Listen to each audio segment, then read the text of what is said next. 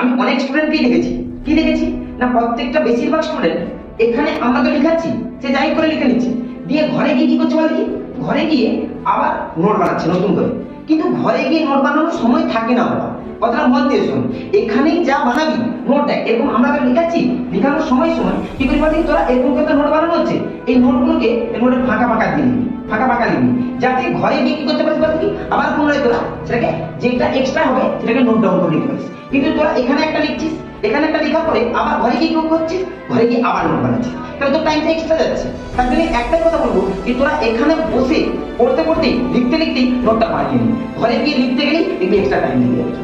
তাই একটাই কথা বলবো, নোট লিখ, একটু নোট লিখ, নোট লিখে একটু ফাঁকা ফাঁকা ফাঁকা লিখ, যাতে কি হয় পুনরায় ওই যেটা এক্সট্রা পাবি ওর ভিতরে জয়েন করে দিতে পারবি। তাহলে বুঝতে পারছিস? আর যখনই তোরা ঘরে গিয়ে এক্সট্রা এখানে বানাচ্ছিস আবার বানাবি, তখন অনেক লেগে যাবে। এই একটাই কথা বলবো যে একসঙ্গে নোট বানা, একসঙ্গে, কেন টাইম বেকার নষ্ট করিস না, ওয়েস্ট করিস না, কথা